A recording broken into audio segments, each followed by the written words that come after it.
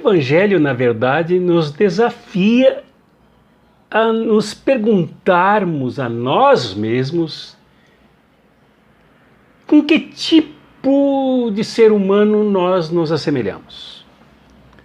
Por exemplo, nós nos assemelhamos a alguém que encontra um tesouro e se sente feliz com isso? Ou somos fúnebres, tristes, azedos, amargos? Nós nos assemelhamos a um grande valor, a uma grande pérola de valor que nos desafia a adquiri-la? Ou somos alguém que não buscamos nada ou nos contentamos com quinquilharias, com coisas que rebaixam e diminuem a vida? Somos alguém que, como que pescado numa rede, se assemelha a um peixe bom, bonito, viçoso, ou um peixe todo cheio de mercúrio, todo envenenado, de difícil aproveitamento? Com quem e com o que nós nos assemelhamos?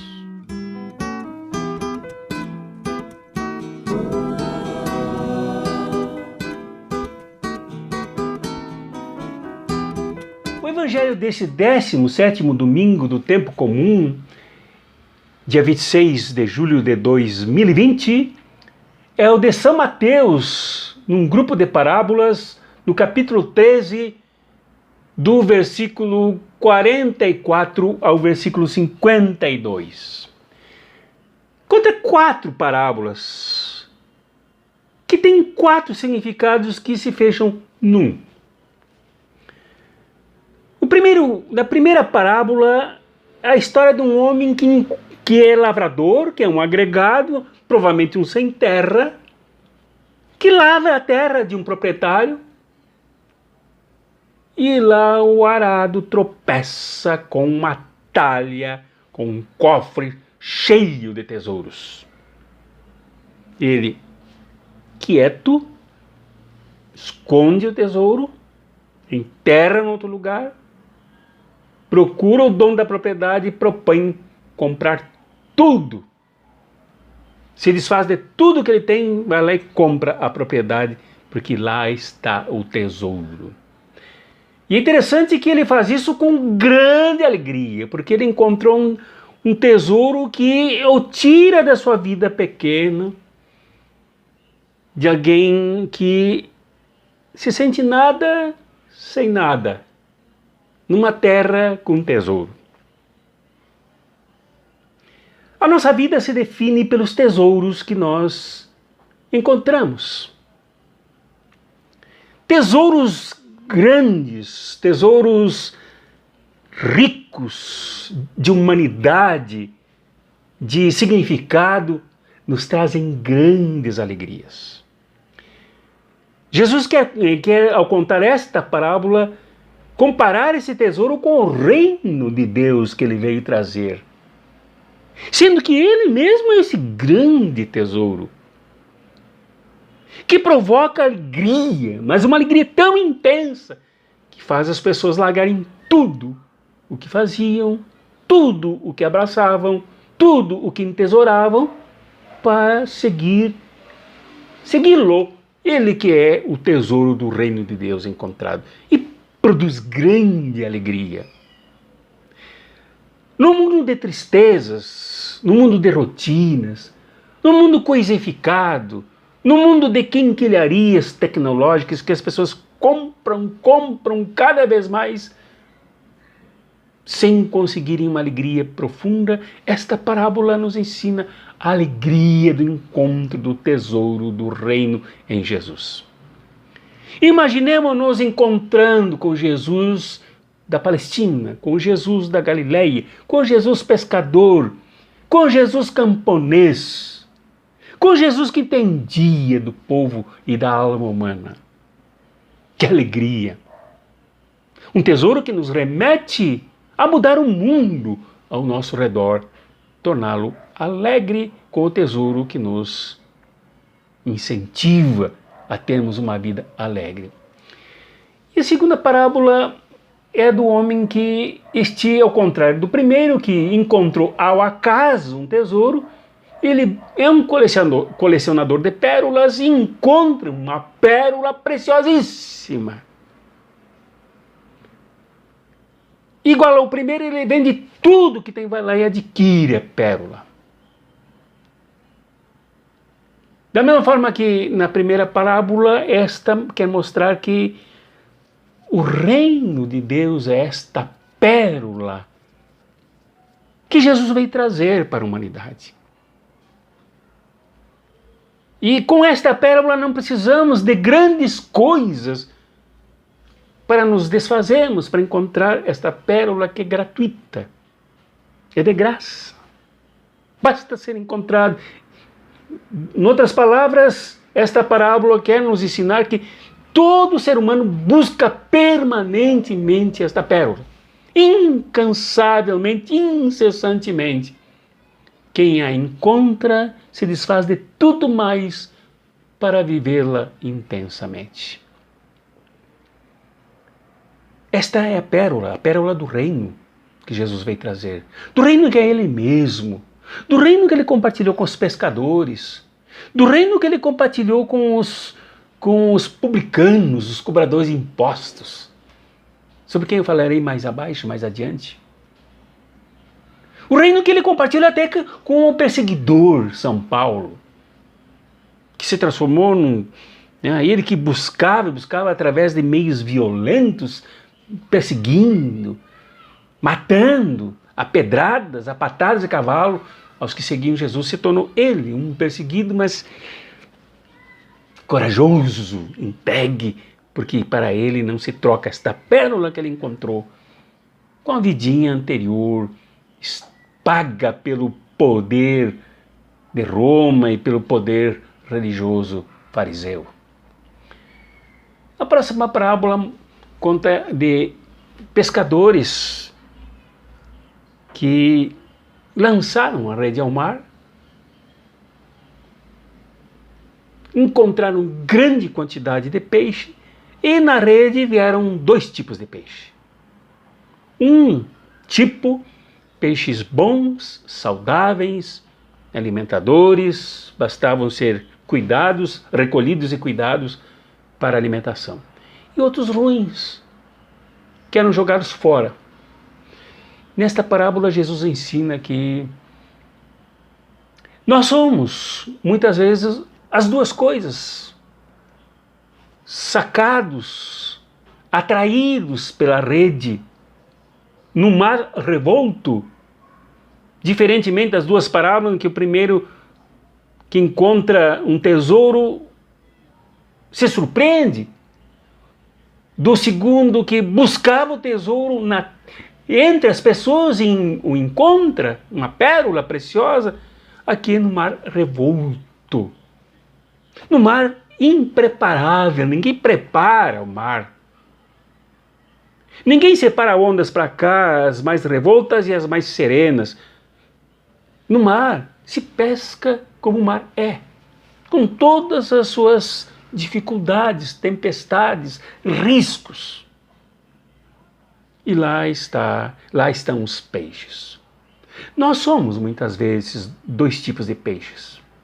Peixes bons, peixes que num primeiro momento logo são percebidos como bons.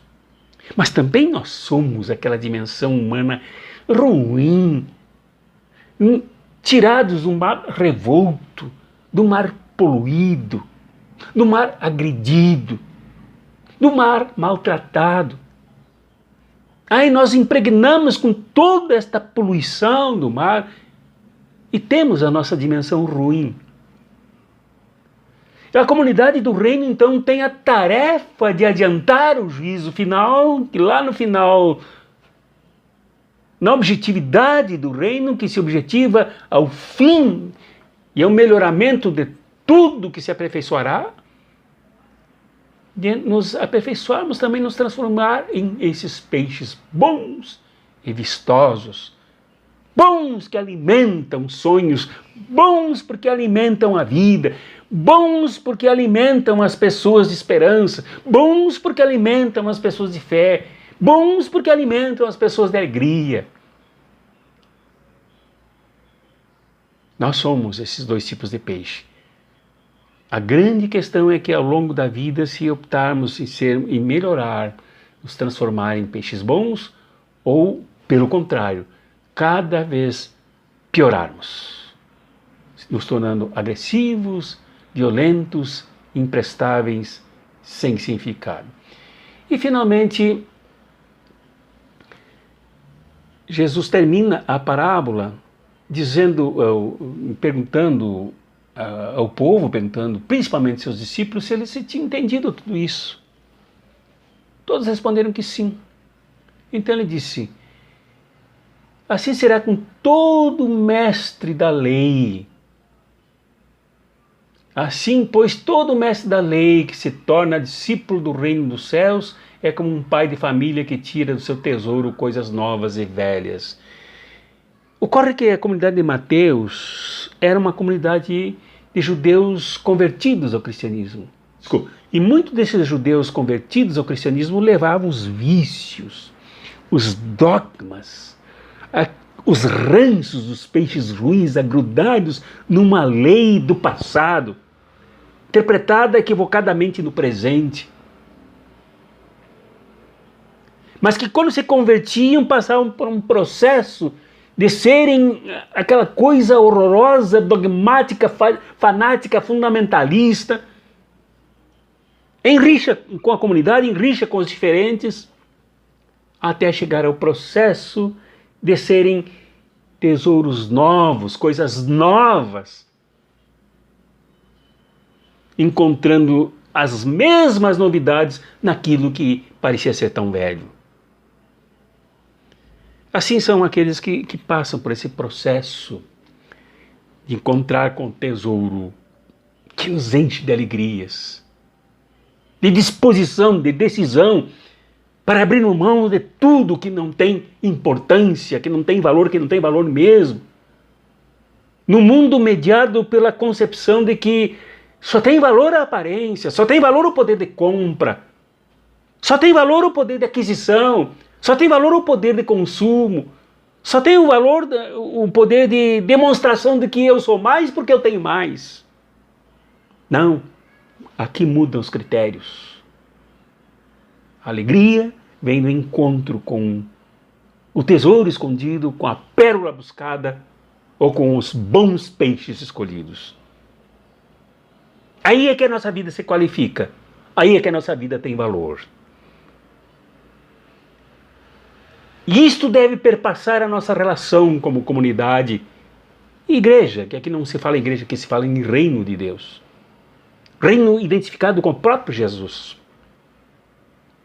E como eu disse antes, falarei agora, muitos desses fariseus, desses publicanos que vinham cheios de vícios, os publicanos vendedores do seu próprio povo para o Império Romano. Os fariseus que contribuíram dedicadamente para a morte de Jesus, a perseguição dos seus discípulos, agora se convertiam, se transformavam nessas pérolas preciosas, nesses tesouros escondidos dentro deles mesmos. Isto é possível para nós. Mas isso só tem validade quando é uma transformação profunda, verdadeira, autêntica, honesta, que se transborde em nossas palavras, em nossos pensamentos, nossas palavras, sobretudo na nossa prática. Por isso que Jesus ensinou, através dessas parábolas, que o reino se esconde, mas ele se manifesta em nós quando nós o encontramos. E é possível encontrar este reino. Que tu o encontres, que tu o cultives, que tu o trabalhes como um bom peixe em ti mesmo, como esse tesouro encontrar no meio do campo da tua existência, como esta pérola que tu buscavas tanto e a encontraste em plena história de vida. Que este reino te abençoe e te fortaleça, que esse reino te revigore em ti a alegria, revigore em ti a disposição de luta para mudar este mundo, este campo onde se encontra o tesouro, este ambiente onde se se compra a pérola preciosa de alto valor, este mundo, que seja o teu mundo, um mundo de alegria, de esperança, de força para viver. Amém. Em nome do Pai, do Filho e do Espírito Santo. Amém.